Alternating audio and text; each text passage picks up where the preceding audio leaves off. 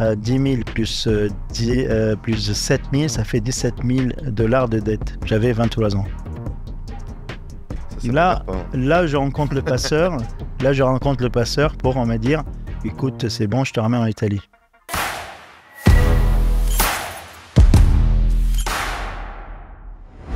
Bonjour à toutes et à tous, merci d'être avec nous pour l'épisode 4 du podcast Sans Limite avec Zephyr. Donc Zephyr, c'est une plateforme qui permet aux gens de vendre et d'acheter des biens immobiliers en toute simplicité et toute sérénité. Moi, c'est Rémi, je suis cofondateur et je suis aujourd'hui avec Louis, mon cofondateur de Zephyr, et Victoria également qui travaille dans la partie marque de chez Zephyr.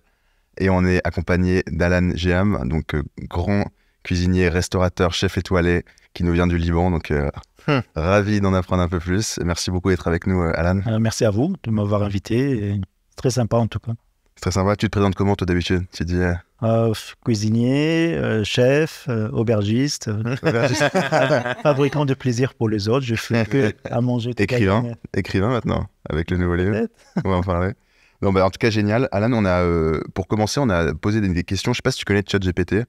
C'est un outil d'intelligence artificielle qui... Je commençais petit à petit. Écoute, on lui a posé des questions sur toi, on lui a demandé des anecdotes.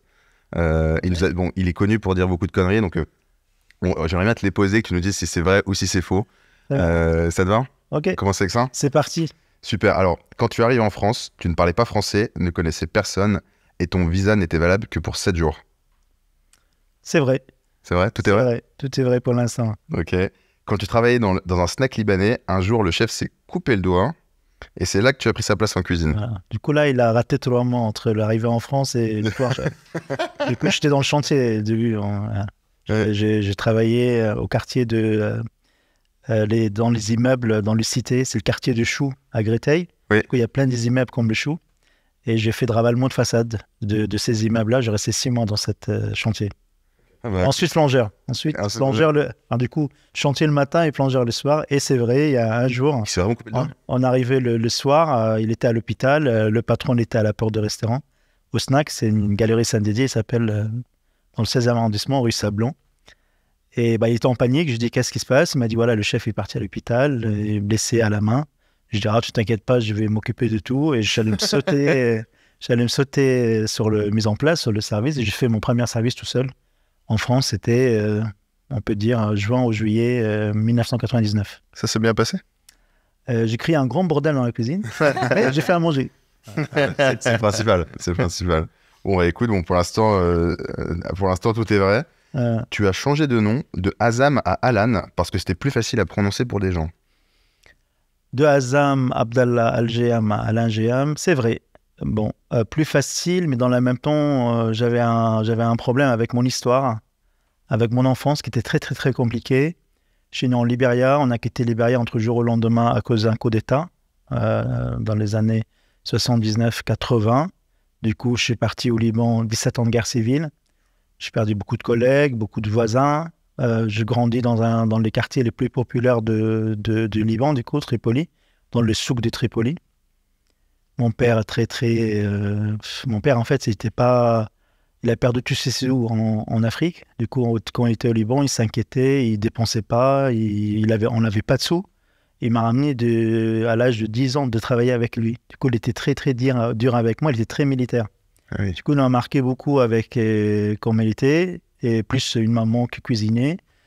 Oui, j'ai grandi avec mes voisins qui sont de l'argent pour sortir, aller se balader à Corniche, que nous, on n'avait pas le moyen de ça. En fait, il y avait beaucoup de difficultés pendant mon enfance.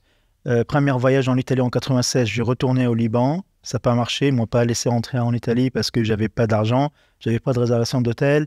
Après, je retourne à Tripoli, je travaille comme livreur de pizza. Ensuite, avec un passeur, j'arrive en France. Du coup, c'est une histoire de galère, de 23 ans, de galère, de chagrin, de très mauvais souvenirs. Du coup, le jour où j'ai mis mon pied en France, j'ai dit, maintenant, il n'y a plus Azam. Ouais, nouvelle page. Nouvelle page, il faut oublier le passé, que c'est impossible d'oublier le passé. Voilà. En plus, ce n'est pas un passé d'un mois, c'est 24 ans de la vie. Du coup, j'ai décidé à changer mon prénom et ensuite recommencer ma vie. Et je suis en France, la plus belle pays au monde. Parce que ça, c'est... On a eu de la chance, tu as failli partir en Italie, du coup. À 96, Arrivé à l'aéroport de Milan, bonjour, vous faites quoi ici? Bah, je vais faire du tourisme, c'est génial. Tu dors dans quel hôtel? Je dis, j'ai pas de réservation d'hôtel. Ah, bah super, tu dors où? Je dis, I will reserve un hôtel, une place, comme ça je parle quelques mots anglais. Il m'a dit, très bien, vous avez d'argent? Non, j'ai pas d'argent. Oh, super, quel beau tourisme. Du coup, une marche arrière, ils m'ont fait retourner au Liban. Voilà, c'est ça. On l'a dit comme ça, mais c'était peut-être la pire période dans ma vie. Parce qu'ils m'ont laissé 4 jours à l'aéroport de Prague. À l'époque, Prague, elle n'était pas encore Schengen, c'était l'Europe de l'Est. Okay. Et je me laissais 4 jours assis sur les banquettes, pas d'argent, pas des affaires, pas de passeport, rien. Et... T'offres à manger quand même? Même pas manger, je fouillais dans le poubelle ou demander aux gens si ils pouvaient me donner un sandwich ou quelque chose. Ah oui.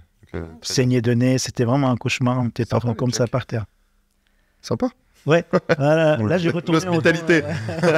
L'hospitalité tchèque. Ouais, écoute, on en reparlera, on va un peu reparler de l'enfance, mais waouh, impressionnant. Ouais. Et est-ce que tu as obtenu ta première étoile en seulement 1 an? Première étoile, c'est en 2018. Voilà, 2018. C'est 19 ans de champ de bataille quand même. Donc, en France, et 24 ans de galère au Liban. On a enfin trouvé une erreur. J'ai fêté, il s'est trompé avec celui-là. Bah écoute, en tout cas, tu nous as déjà pas mal parlé de l'enfance. On aimerait bien justement revenir un peu sur comment t'es arrivé jusqu'ici. T'as un parcours incroyable, mais comme tu dis, il a même pas commencé au Liban d'ailleurs. Il a commencé où? T'es né où? Libéria, Monrovia. Et t'es parti à 5 ans, coup d'état, du coup, le problématique, je sais pas à quelle date je suis né. Là, sur les passeports, c'est le 1er janvier. Ma mère, elle me dit entre Noël, fin d'année. Ma tante, elle dit non, c'est avant Noël. Bah, du coup, on n'a pas exactement la date. Mais le 1er janvier, c'est facile. C'est incroyable, ça. Si tu veux, tu peux choisir la même date que moi, le 25 décembre. Ah, voilà, c'est beau. C'est entre les deux. Toi, c'est vrai. C'est incroyable, mais comment ça se fait? Parce que tu es né hors d'un hôpital? En fait, je me rends compte qu'il y a pas mal de gens qui sont nés en Afrique et le 1er janvier.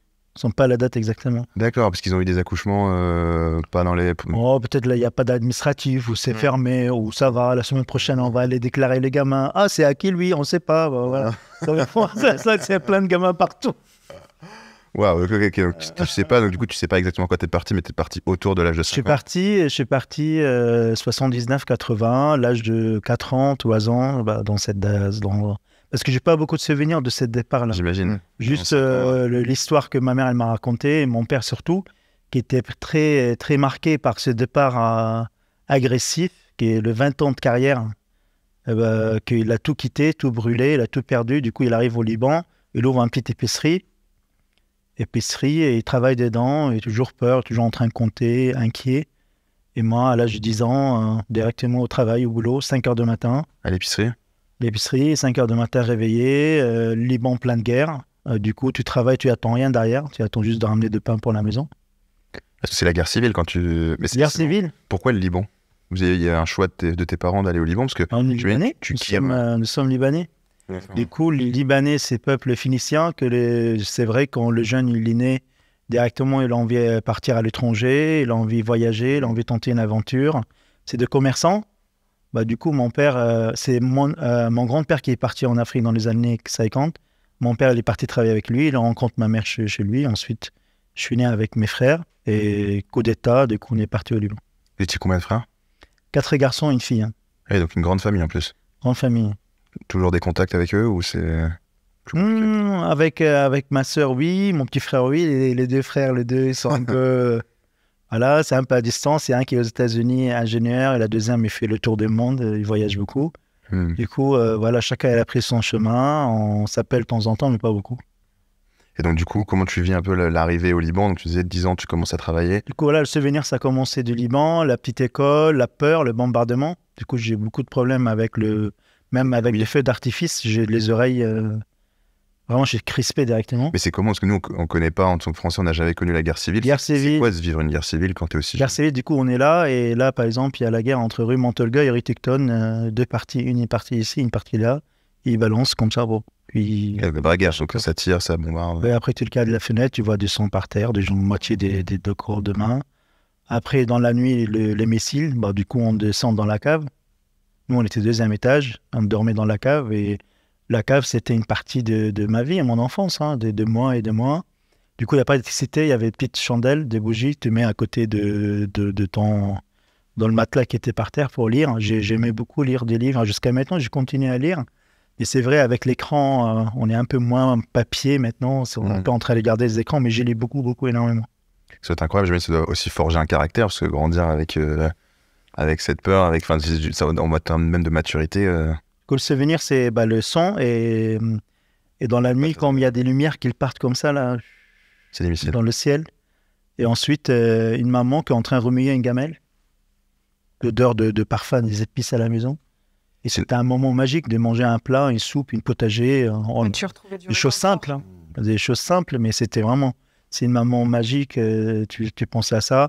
Par exemple, l'hiver, on n'a rien à réchauffer. Du coup, on mettait des bois ou de charbon. Et ces charbons-là, on mettait un grill, on fait griller des pitas avec du fromage halloumi à l'intérieur. On mangeait le pita croustillant avec le halloumi qui fondent. Tu oublies tout, qu'est-ce qui se passe à côté. Tu profites de ce moment magique. Ah, c'était les premiers moments avec la cuisine, j'imagine. T'as toujours voulu être dans la cuisine ou ça s'est fait vraiment par hasard? C'est quelque chose que tu tiens de l'enfance ou pas du tout? C'est ça, en fait, on revient sur toutes ces carrières qui est autodidacte 100%. Mais moi, j'ai deux choses qui m'ont marqué énormément dans ma vie. C'est ma mère, un côté beaucoup de partage, hospitalité, nous a donné beaucoup d'amour avec la cuisine. Vraiment, elle nous a beaucoup protégés. Elle m'a donné beaucoup d'émotions avec ses plats. Du coup, oui, t'as envie d'être comme ta maman, quoi. C'est maman, elle fait plaisir à tout le monde, toute la famille vient les voir, tout le monde l'aime. Tu te dis, oh là là, si un jour je vais être comme ma mère, ça veut dire tout le monde va m'aimer, tout le monde va être autour de moi, il attend que je finisse la gamelle. C'est réussi aujourd'hui. Et côté papa, très dur, il me donnait un gros paquet d'argent de livres libanais pour compter. Du coup, moi, j'étais gamin, je commence à compter 1 + 1, 2, et ensuite je me trompais, je prends une claque. Quand tu choisis c'est quelle tarte là ou là, mais tu prends tu sais pas où y arriver, des fois tu esquives, mais ça marche pas, tu prends l'autre côté. Du coup, c'est ça mes deux écoles en fait, mes deux formations, c'est l'école de la vie, côté maman, côté papa. Et la guerre civile, elle dure combien de temps au Liban? Guerre civile, c'est fini en 89, 90, du coup 17 ans. Moi, j'ai vécu de 79 jusqu'à 90, 11 ans. Et c'est aussi intense pendant les 10 années de la guerre, où il y a des moments de calme et des moments... Très, très intense, surtout dans le nord du Liban. C'était une partie, je me souviens que l'armée syrienne qui est rentrée, qui sont tous massacrés, en fait, pas de pitié. Et après, il y avait des petits groupes à l'intérieur de la ville qui essayent à prendre le contrôle sur la ville. Et toi, le petit gamin, il n'y a pas de bombardement, du coup, tu vas à l'école.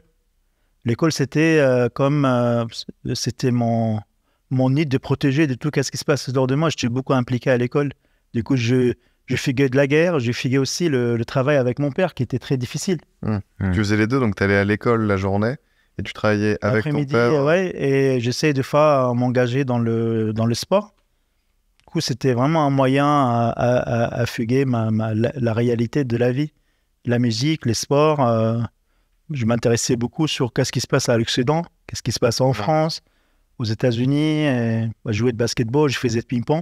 Mais depuis chez gamin, j'avais cet côté compétiteur que j'ai envie vraiment d'être le numéro 1 quand je commence à jouer des ping-pong. À l'âge de 14 ans, je suis devenu champion de mon école. Après, j'ai arrêté, j'ai recommencé avec de basket. Sauf que le basket s'arrêtait rapidement à l'âge de 17 ans. Je ne fais pas un 2 mètres. À 72, du coup, vite fait, j'ai arrêté. Retourne au ping-pong. Non, ping-pong. Après, j'ai continué à faire de commerce. Du coup, j'ai pris Là, j'ai en train de me lancer directement dans l'histoire, en fait. Non, vas-y, raconte. Du coup, j'ai repris l'épicerie de mon père quand j'avais 18 ans. Du coup, il n'y avait pas de diplôme. J'étais à l'école, mais je n'ai pas eu mon bac. Du coup, il n'y avait pas de bac. Juste, je fais mes études. Anglais, arabe littéraire, 2 langues. Français, j'étais le pire élève à l'école. Je faisais que des conneries. C'est pour ça que tu as voulu partir en Italie.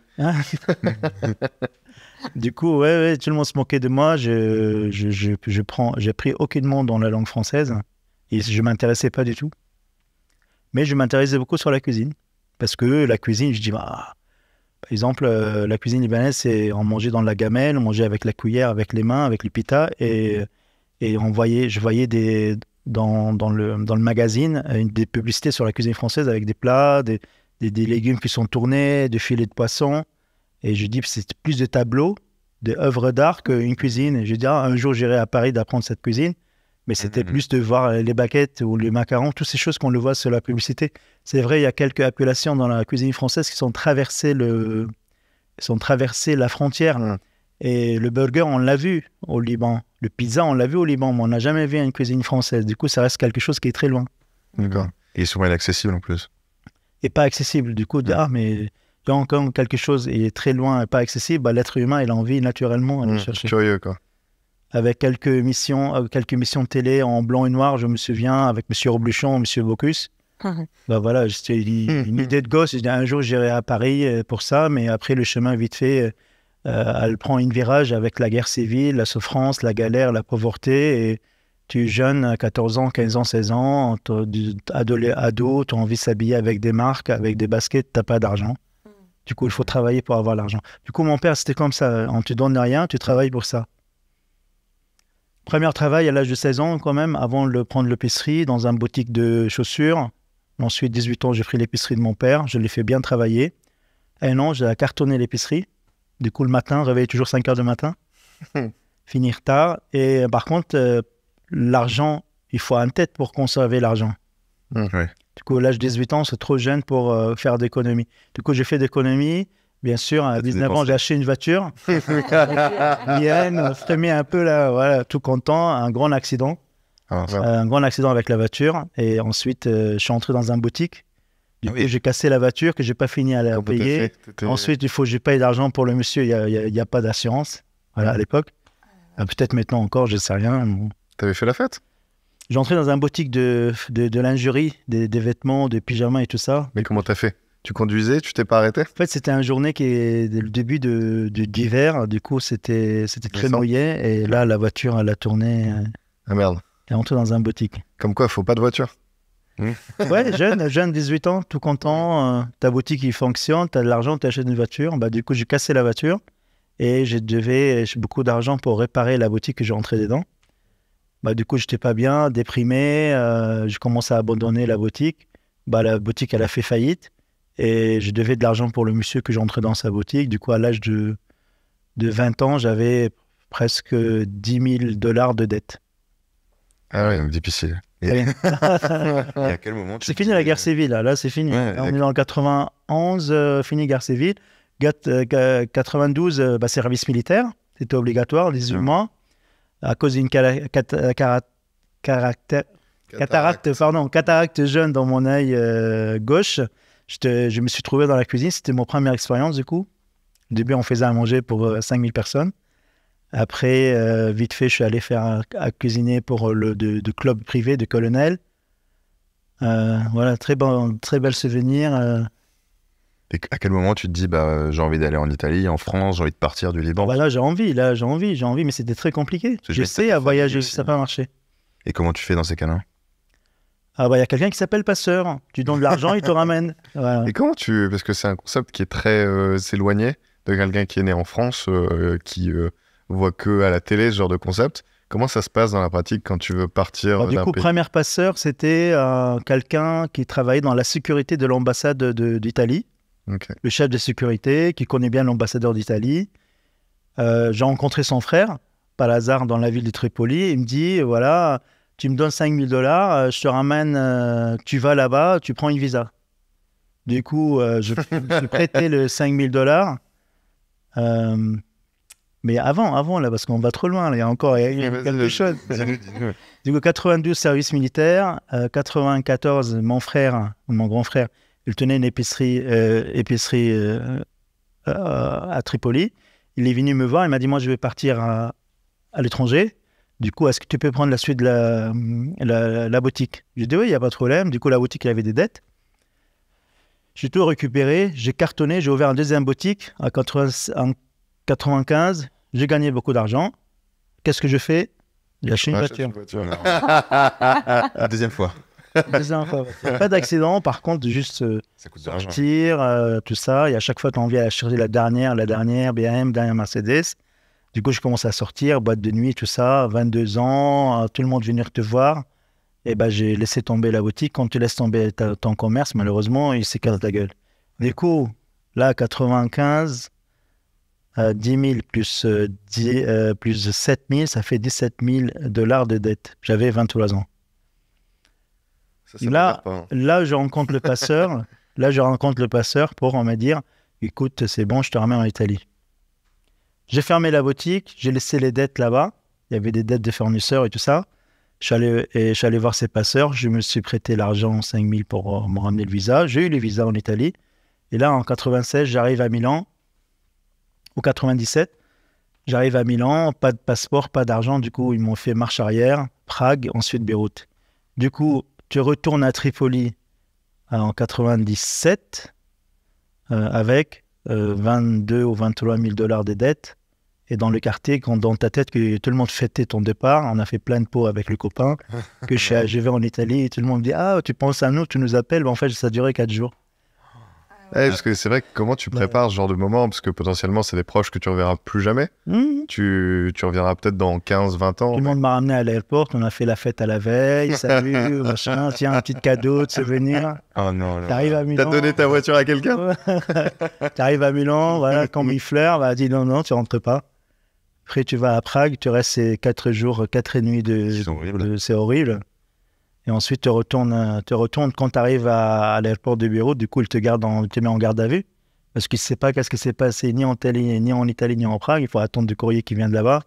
Du coup, tu es toujours soupçonné que tu as fait de trafic ou quelque chose, en fait. Et toi, tout bêtement, tu n'as pas de réservation d'hôtel et tu n'as pas d'argent.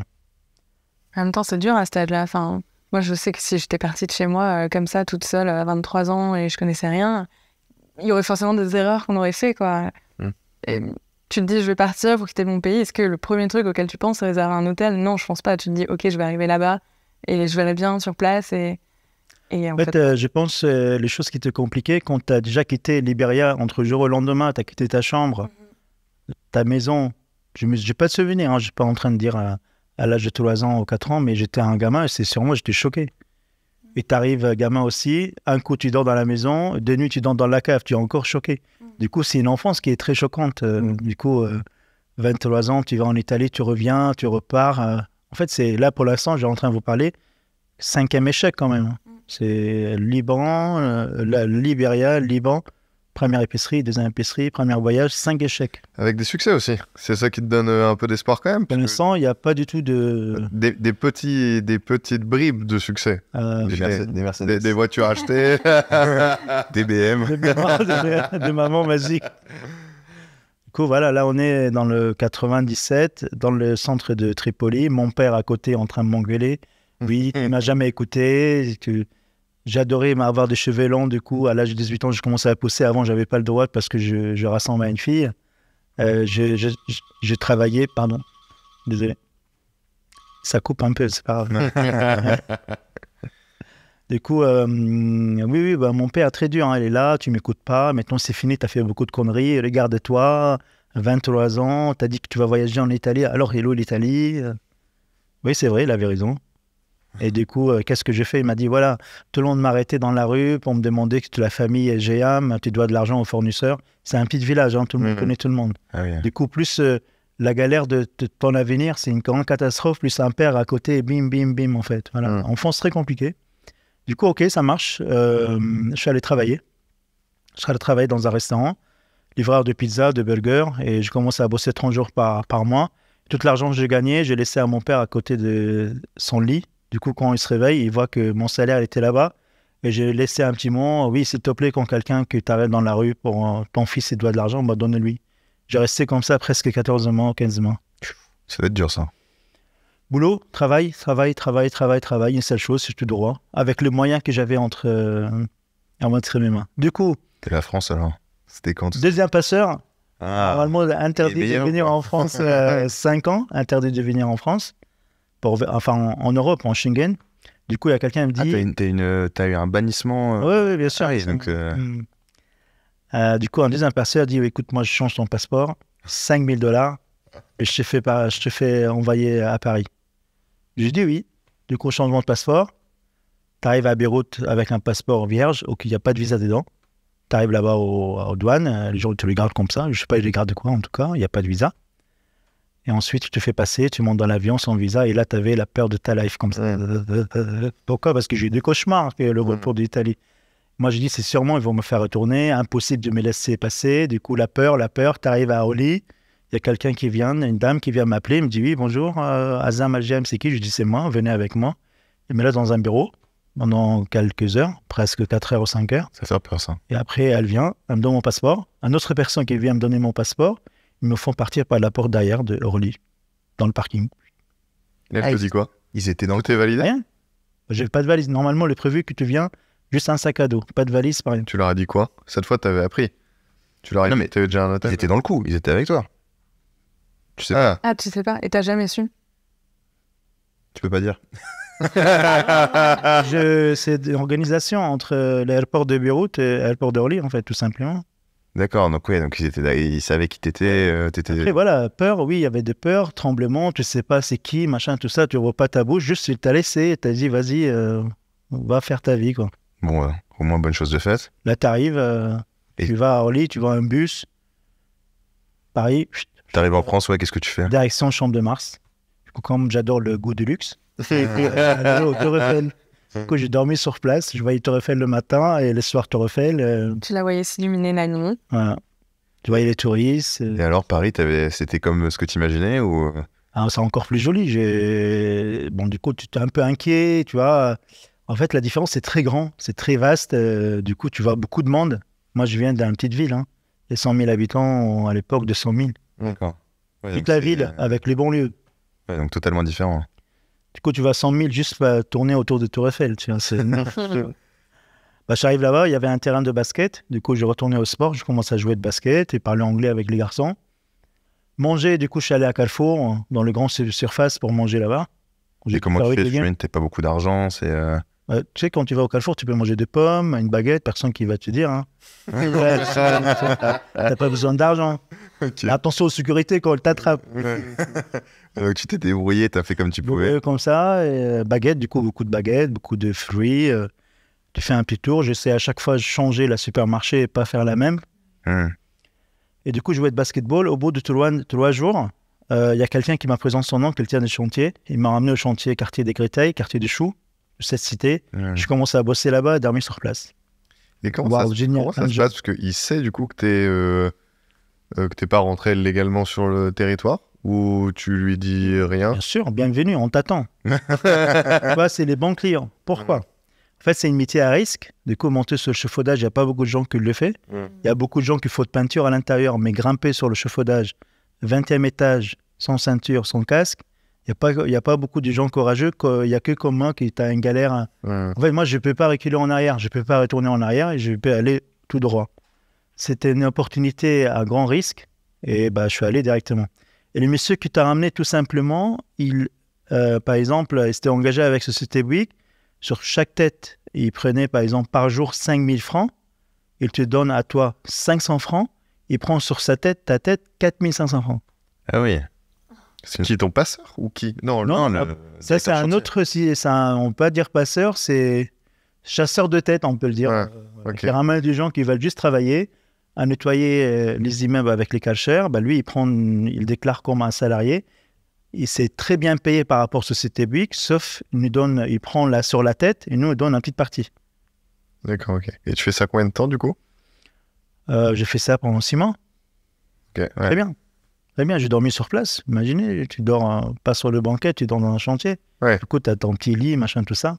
Tu rencontres des gens. Tu faisais ça tous les jours, quoi. T'avais Tous les jours. pas de pause. Tous les jours. Tous les jours.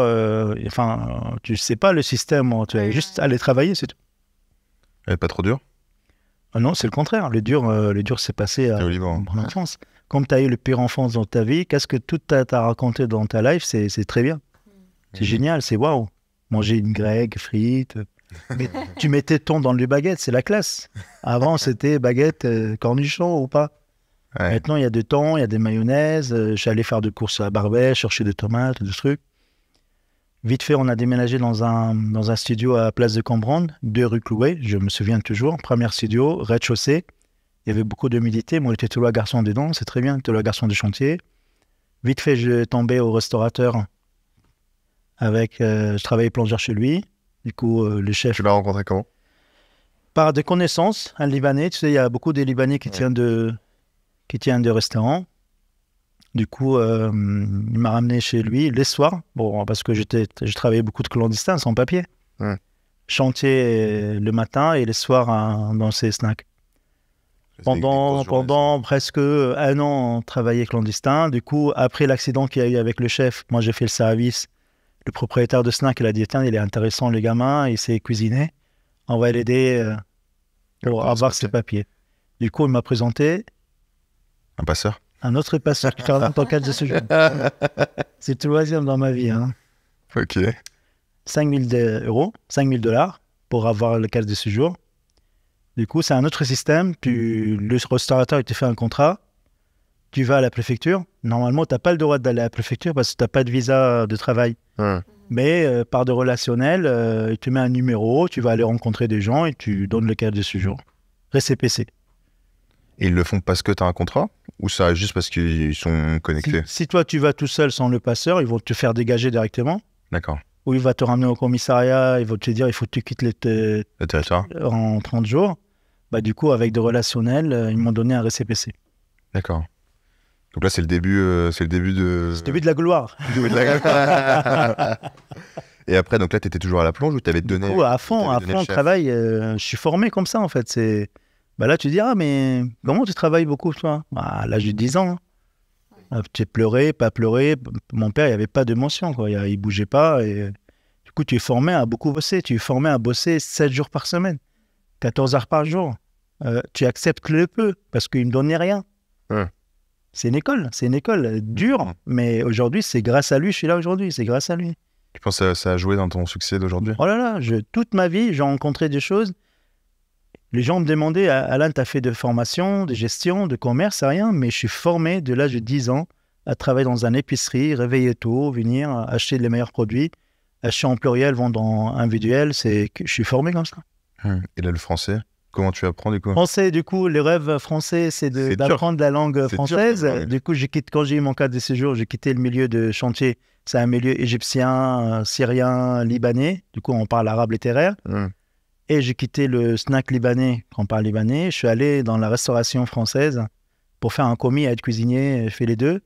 Et au bout de 2 semaines, le chef, il me convoque, il me dit « Alain, on ne va pas te garder. Il y a la barrière de la langue. On n'arrive pas à comprendre, tu ne comprends pas, machin, tout ça, on n'avance pas. » Et là, j'étais presque en pleurs en disant « S'il te plaît, donnez-moi une chance. Je vais vraiment faire d'efforts pour apprendre la langue française. » Du coup, la mission, c'était d'aller à la maison, d'apprendre la cuisine française. Du coup, je commence à apprendre le mayonnaise, le vinaigrette. Et ensuite, parler français, là, le, un, une, tous ces mots, vraiment le début. Verbe être, verbe avoir, futur, présente, toutes ces choses-là. Comment travailler dans la cuisine. Je veux une tomate, couper, tailler. Les mots techniques. Les mots techniques. Et voilà, vite fait, au bout de 6 mois, je commence à prendre forme. Et là, mon carrière commence à prendre vraiment un chemin, traverser un chemin dans la restauration française. Du coup, c'est simple. Dans la cuisine, tout le monde râle, ils ne sont pas contents, ils ne veulent pas travailler le week-end, ils ne vont pas travailler Noël.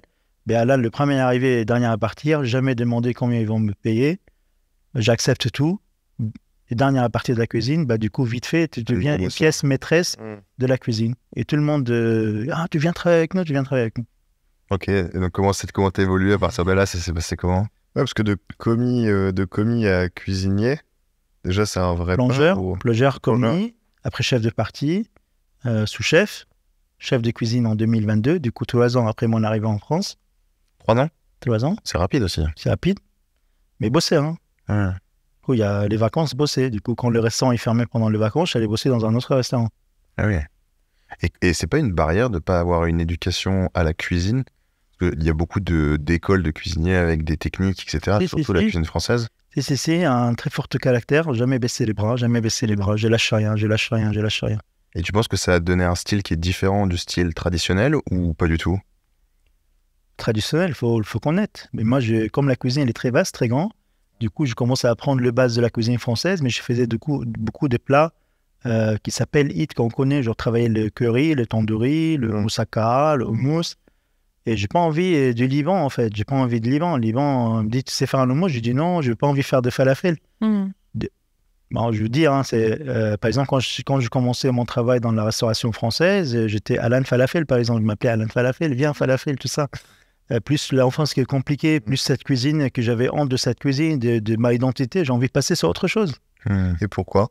Parce que même si c'était une enfance dure, c'est quand même tes origines. Pourquoi? Pourquoi? C'est dur. C'est dur. C'est comme avec ton prénom, tu as voulu avoir une nouvelle identité. Du coup, j'ai tourné la page et dans ma tête que je suis né le 2 mars 1999 quand je suis arrivé en France. C'est une nouvelle personne. Et c'est marrant parce que maintenant, tu écris un livre, tu racontes ton histoire, tu inspires des gens autour de ça. À quel moment tu as eu un déclic de te dire il faut commencer à réaccepter le moi que j'étais avant et voir ça comme une partie de mon histoire qui m'a construit et qui me fait la personne que je suis aujourd'hui? Ça a pris beaucoup de temps. Beaucoup de temps, déchirure avec le Liban, nouvelle identité. Je commençais à grandir, rencontrer des gens, plein de copains. Je commençais à connaître c'est quoi le festival. Par exemple, le festival Vieille Charrue, chaque année, on était parti là-bas. On partait au festival en Belgique. Et en plus, toutes les sorties, je prenais peu de jours de congé. Du coup, par exemple, pour aller rejoindre des copains en Bretagne, j'ai fait mon service à minuit, prenais la voiture pour partir les joindre là-bas à 5h, 6h du matin. Je dormais peu, je dors pas beaucoup. C'est-à-dire, j'essaie d'avoir des relationnels, vivre dans un milieu, être social, mais dans le même temps, travailler, surtout économie. Du coup, je me souviens, dans les années 2000, 2001, j'ai envie de sortir, j'aime beaucoup sortir, j'aime beaucoup la musique. Mais par exemple, acheter des bières de supermarché, boire devant le pub et ensuite entrer dans le pub, déjà bourré pour la soirée. Tu vois. C'est la bonne technique, ça. Ouais, vous voyez, j'ai passé par là en fait, parce que j'ai pas envie vraiment claquer l'argent, j'ai pas envie de dépenser, j'ai envie d'arriver déjà, c'est pas pour avoir d'argent, payer les dettes. T'as ton père qui est là, qui est sur ta tête, il faut que tu payes des dettes. C'est tout. Et quand est-ce que tu les as remboursées, ces dettes? J'ai remboursé en 2003. 2003, ok. 4 ans après, j'ai remboursé toutes mes dettes, j'ai commencé à faire d'économie aussi. Du coup, j'avais toujours 2 travails. Avec les 2 jours de repos, je travaillais sur un autre restaurant. J'avais mon studio. Après, j'ai rencontré quelqu'un. On a eu un enfant ensemble en 2005. Ce que je veux dire, ça va être dur de rencontrer quelqu'un quand tu travailles autant. Comment tu as réussi à allier la vie personnelle et sentimentale à une vie professionnelle aussi? Il est un peu sympa quand même. Hein, tu vois. Sympa, tu fais à manger, sportif, à fond dans la boxe anglaise. Du coup, voilà, j'aime beaucoup vraiment... en fait, je pense que la plupart des Libanais, tellement ils sont souffert pendant la guerre, ils aiment bien profiter de la vie. Du coup, à côté de ton côté bosseur, mais au moment où il y a de relâchement, tu tapes de barres de rire, tu bois une bouteille de vin, là, tu es là, tu es en train de partager, faire beaucoup de choses. Et du coup, tu rencontres des gens, mais la problématique, c'est ma vie qui est dure, en fait. Ma vie qui est dure parce que je suis collé dans la cuisine. Et comment tu arrives à allier les deux, justement? Tu mets ça créer des frictions. Ça a duré la première relation 10 ans. Après, je me suis séparé en 2012 avec un enfant et je ne me rencontrais pas. Elle m'a fait beaucoup. Mon ex-femme, elle m'a dit attention, tu n'es jamais là. Ah oui, c'est bon, ça va changer. Tu es très sympa, mais je pouvais rester avec un enfant fantôme. Du coup, le jour où j'ai entré dans mon appartement, je trouvais il n'y a plus d'enfants et elle a pris tous les meubles. Et du coup, tu dis, mais mince quoi. Ah, waouh. Et ça t'a changé, ça, tu penses, sur ta relation après? Non. Et tu vis ça comment aujourd'hui? Comment tu gères? Du coup, tu donnes plus de temps aux autres personnes ou alors? Oui, c'est une organisation. Ou tu as trouvé quelqu'un qui accepte plus? Là, c'est un autre modèle de la vie professionnelle et personnelle. Mais il y a on ne va pas entrer directement. Je sais, vous voulez arriver à l'étoile, qu'est-ce que j'ai lu maintenant? Mais il y a des choses qui m'ont marqué beaucoup. C'est en 2007, j'ai acheté la plus vieille maison de Paris, l'auberge Nicolas Flamel. C'est un restaurant qui a eu de Montmorency, pas très loin d'ici. Moi, je connais Nicolas Flamel par le livre Harry Potter. Comment j'ai acheté? J'avais d'économie en 2007, 40 000 euros. Et j'ai payé mes dettes. Du coup, j'ai bossé. J'ai mis presque 1 000 euros par mois à côté. Et qu'au 7 ans, 8 ans de travail, tu as un peu de trésorerie. Et je suis allé me prêter de fruits de légumes 5 000. Le boucher m'a donné 5 000. J'ai mon frère aux États-Unis, il m'a prêté 15 000 euros. Du coup, j'ai arrivé à avoir 80 000 pour ramener un apport pour la banque, pour acheter mon premier restaurant, qui ne marchait pas. Du coup, j'ai acheté un restaurant, j'ai perdu mon poste de chef le week-end, et tu es dans un restaurant, il ne marchait pas. Là, j'étais obligé d'aller faire un saison à Saint-Tropez pour conserver le restaurant et payer les frais tout l'été pendant 4 mois. Du coup, je travaillais 4 jours et demi à Saint-Tropez et 2 jours et demi à Paris. Dans le train, je dormais dans le train, dans le TGV. Et ensuite, quand j'ai fini la saison à Saint-Tropez, j'ai eu des trésoreries. Je commençais à me lancer dans la vie de Nicolas Flamel. Je commençais à cartonner. 2 ans après, j'ai acheté un autre restaurant dans les Halles, qui s'appelait l'Autobus Impérial, qui avait une boîte de nuit sous sol, bar à tapas et tout ça. Du coup, Le plus difficile, c'est le premier restaurant. Le moment où tu as un restaurant, tu sais faire des gestions, tu fais des achats, tu travailles toi-même aussi avec tes mains. Du coup, vite fait, tu auras d'argent. C'est quoi les plus grosses erreurs que tu as fait quand tu as monté ton premier restaurant? Pas le premier restaurant, je l'ai fait sans faute. C'est la deuxième restaurant, je me suis trompé. D'accord, ok. Sur le Deuxième restaurant, du coup, je suis passionné par la cuisine, mais je connais pas la vie de nuit. Du coup, j'ai créé une boîte de nuit sous-sol. Et moi, j'ai l'habitude d'aller au bar pour boire, mais je sais pas gérer un bar. Du coup, quand tu gères un bar, il faut pas que tu bois. Et moi, dans ma tête, tu es dans un bar, il faut que tu bois. Du coup, tu es plus bourré que les clients. Là, c'est... ouais. C'était ça, en fait. J'adorais la musique. Du coup, je mettais de perruque, je commençais à mixer et tout. Bah, c'est le bordel, en fait. Ça a fini comment, tout ça? Bon, on divorce 2012. Ah, merde. Voilà, 2012. Et là, j'ai dit, En plus, le 2012, c'était une année qui était très noire dans mon carrière, parce que j'ai perdu mon père, du coup. Mon père, on a devenu très proche le dernier 8 ans de sa vie. En fait, mon père, il m'a accepté quand je suis allé payer toutes mes dettes. Et je commençais à travailler, à être un chef. Là, il m'a accepté. Parce qu'il était fier de toi. Et là, le début, il m'a rejeté toujours, il m'a cassé. Et le moment que vraiment j'ai montré que je suis un homme, je ne suis pas quelqu'un que j'ai envie de faire d'économie, j'ai réussi à payer mes dettes. Bah lui, il m'a accepté. Et les dernières années de sa vie, on est devenus très, très proches. Très proches. Mais on parlait comme pas des amis, comme un grand monsieur sage et un jeune bosseur et motivé. Il m'a confié beaucoup de choses. On n'a jamais parlé de passé. Hein. Ah ouais? Du coup, 2012, décès de mon père, divorce, pas bien. Et ensuite, c'est le sport qui m'a fait retourner et trouver l'équilibre dans ma vie. C'est la boxe. Je me suis séparé de ce restaurant avec le bar de nuit et je commence à continuer à être concentré sur la cuisine. J'ai resté 1 an et demi célibataire, du coup, où je commence à chercher quelqu'un qui va m'accepter avec ma passion. Là, c'était cette claque, ça fait beaucoup de recul en arrière. Tu dis, OK, c'est quoi ton problème? Tu es quelqu'un honnête, tu es bien, tu es bosseur, sympa, mais par contre, tu donnes beaucoup pour ta vie. C'est ma passion. Je donne rien ma cuisine, j'ai besoin de la cuisine. Du coup, là, tu commençais à rester, tu échanges avec des gens, et tu parles beaucoup de toi. C'est pas genre juste à rencontrer quelqu'un pour sortir avec. J'ai rencontré ma femme sur le réseau, et on a échangé pendant 1 an et demi.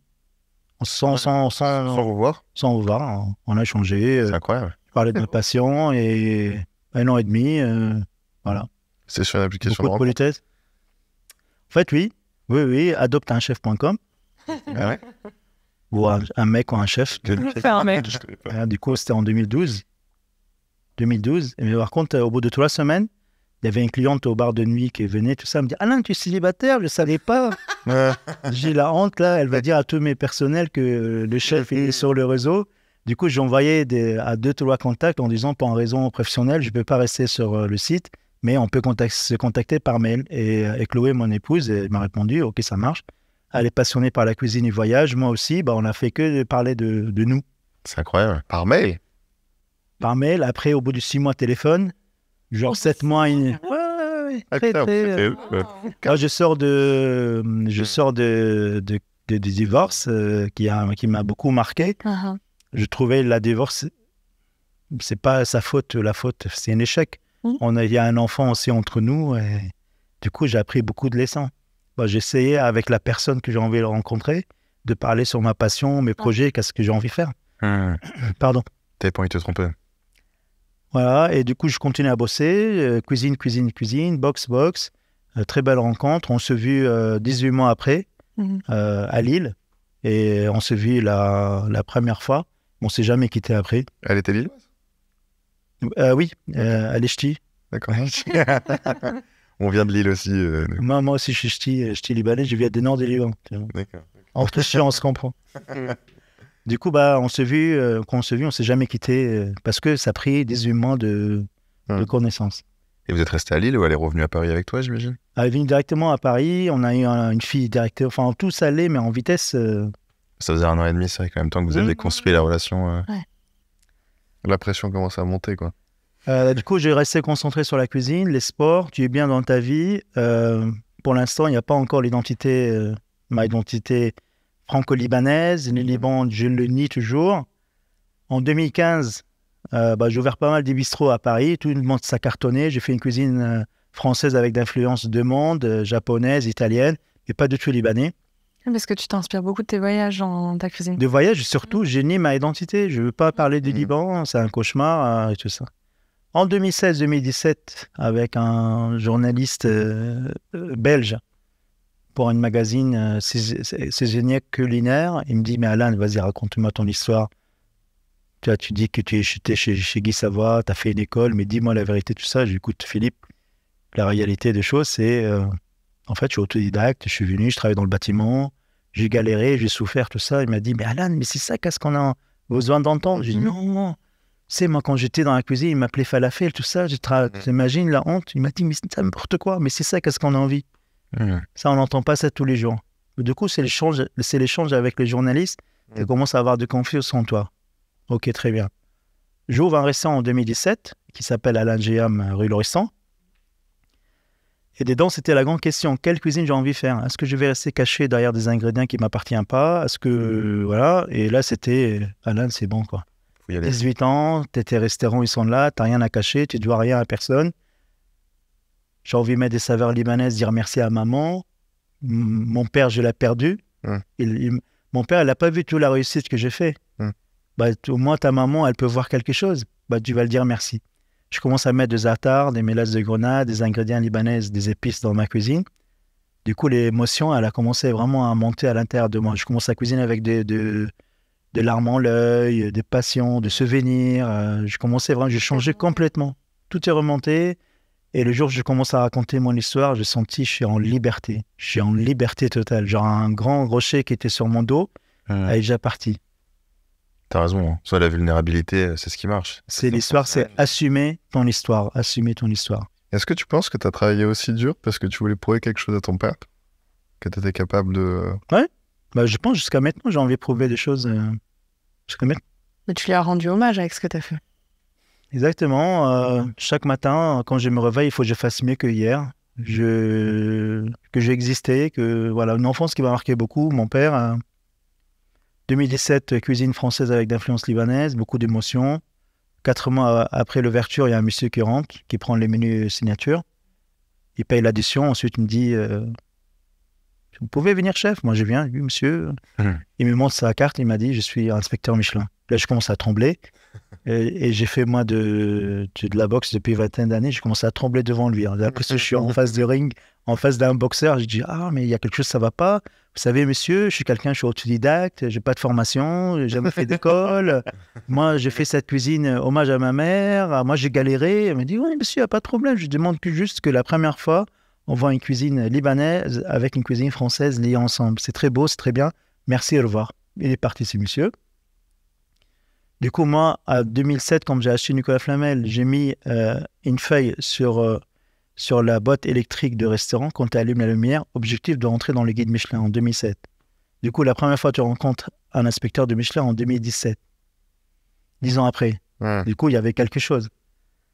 Du coup, ce monsieur, il s'en va. Plus de nouvelles. Moi, je continue à bosser, à gérer des restaurants, très bien. Une boulangerie. Et le 3 février 2018, le matin, il y avait un journaliste de RTL qui me dit « Chef, on peut faire une interview avec vous ?»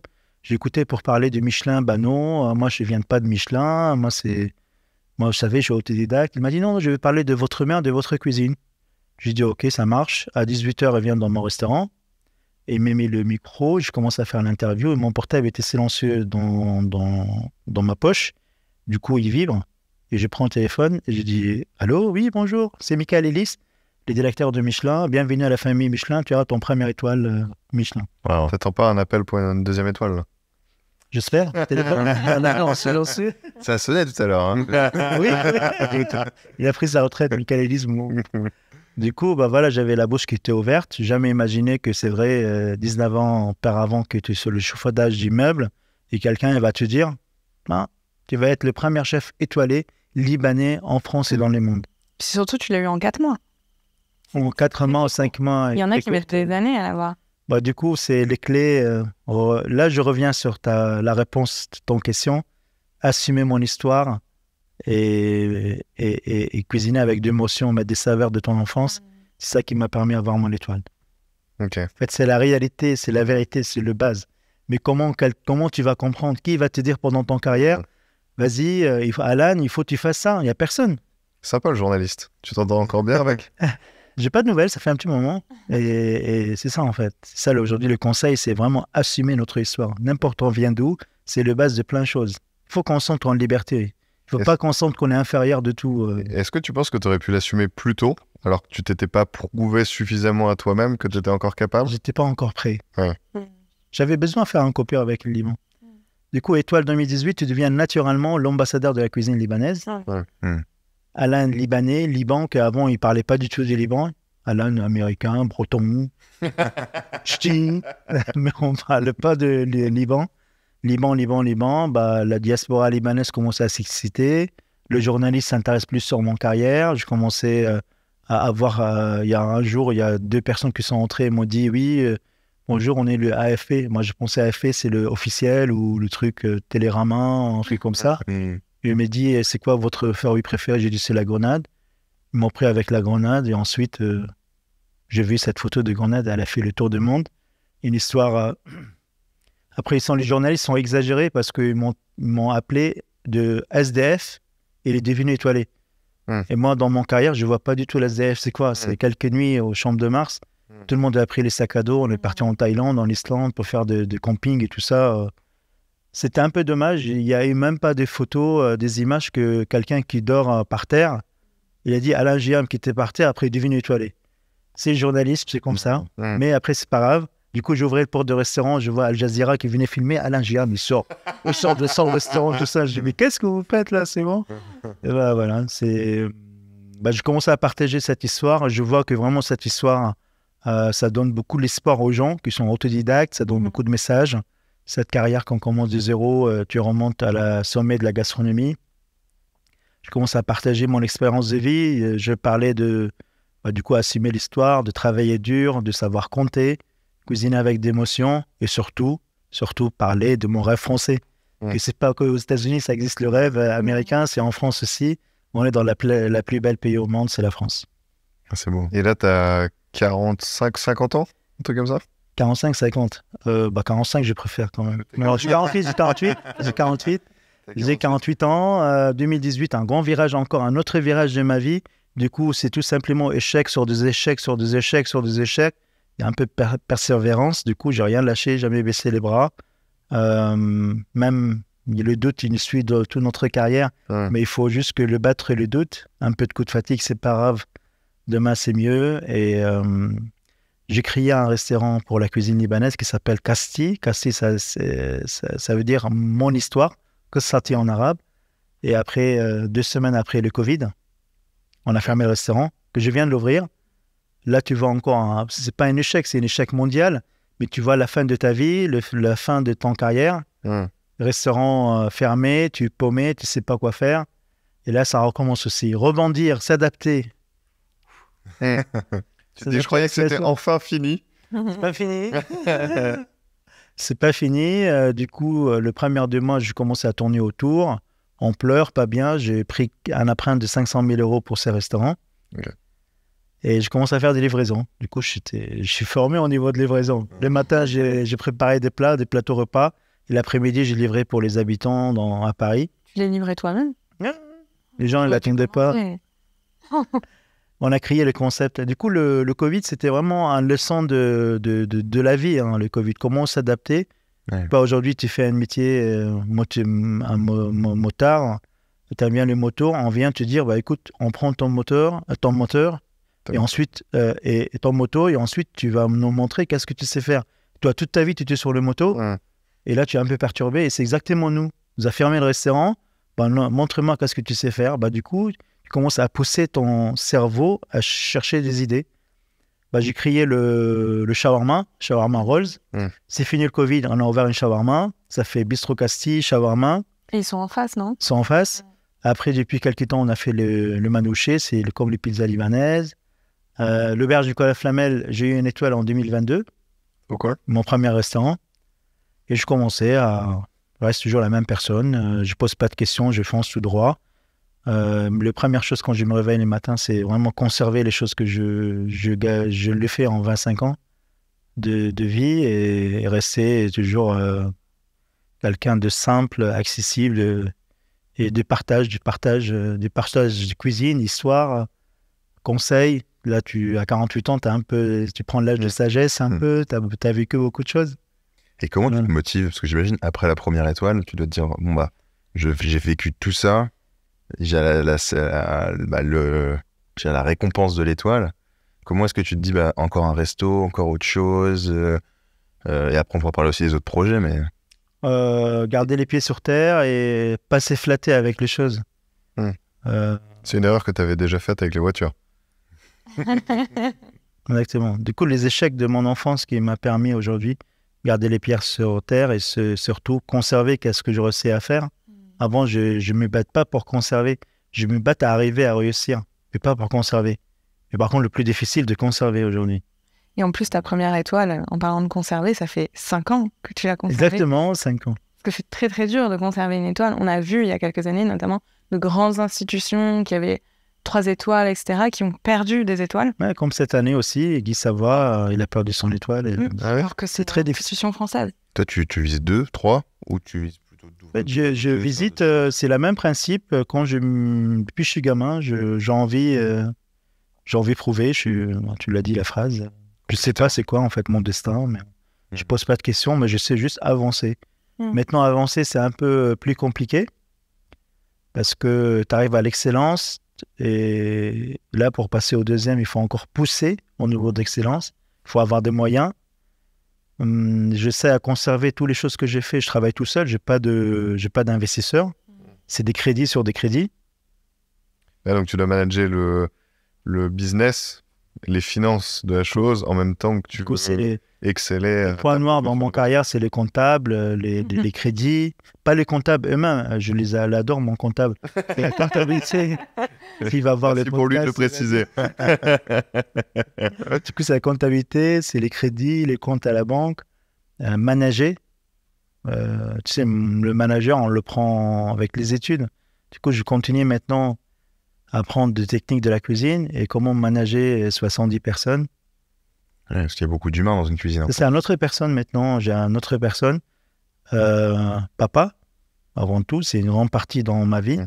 3 enfants, Enzo, Léa et Margot. Ma femme, voilà, c'est grâce à elle aujourd'hui, je suis là, qu'elle m'a supporté avec toutes mes idées des folies. Un grand dédicace à Chloé.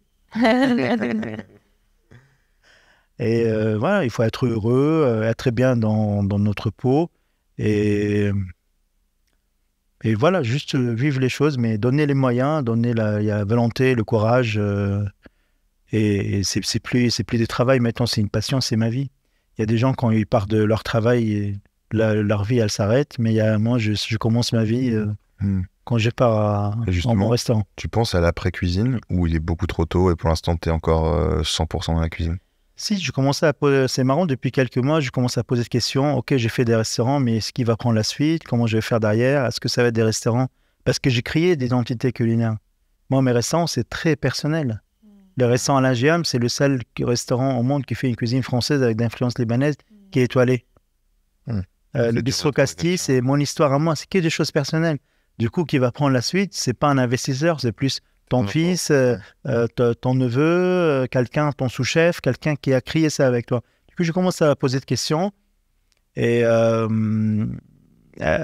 chaque fois, je dis je vais lever un peu le pied, mais je suis un peu plus dedans. Par contre, je commence à protéger ma famille de poser des week-ends et des vacances. Quand je suis avec eux, c'est avec eux. C'est toujours du voyage ni remboursable ni échangeable. Du coup, il n'y a pas de raison à changer dernière minute. Et surtout le sport, salle de boxe qui est rue Le Paul Bilan, salle Jeanne d'Arc, Jeanne d'Arc. Du coup, je vais là-bas depuis 2000. Je suis vice-président de la salle. C'est la transmission du sport avec les jeunes. Rémi, il a fait 10 ans de boxe anglaise aussi. C'est pas vrai. Il veut essayer d'organiser un combat. C'est pas vrai du tout. Bon, voilà, c'est ça un peu l'histoire. L'histoire de qu'est-ce qui s'est passé. Incroyable. Et le livre, du coup, qui est derrière toi, Mon Liban? Le livre, toute cette histoire, j'essayais vraiment de le mettre dans un livre, immortalisé, on dit. Oui. Voilà.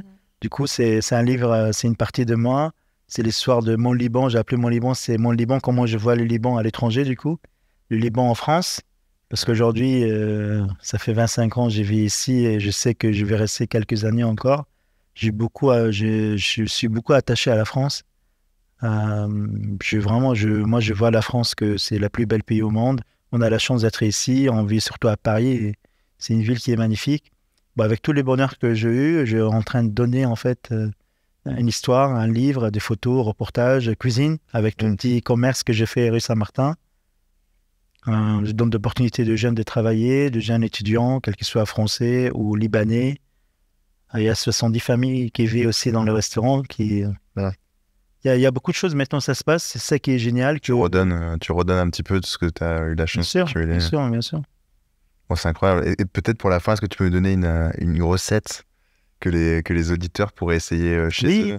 Voilà, le taboulé libanaise, bien sûr, c'est pas de taboulé de semoule. Ouais. Du coup, c'est le persil plat. Il faut bien les hacher finement, pas au ciseau, au couteau, un bon couteau. Et ensuite, la belle tomate cœur rouge, tomate de cœur de bœuf, coupée, taillée en cubes, du jus de citron, du boulgour concassé toute petite, le mettre une petite cuillère à café, et ensuite des cibettes émincées, huile d'olive. Non, tout est cru, c'est une salade, c'est beaucoup de fraîcheur. C'est taboulé traditionnel libanaise, plein saison, on y va. On y va? Ok, cool. En tout cas, Alan, merci beaucoup. On a adoré discuter avec toi, en apprendre plus sur ton histoire, elle est incroyable. C'était passionnant, et donc n'hésitez pas à vous abonner du coup, épisode 4 avec Alan. Merci à tous qui nous ont écoutés. Merci.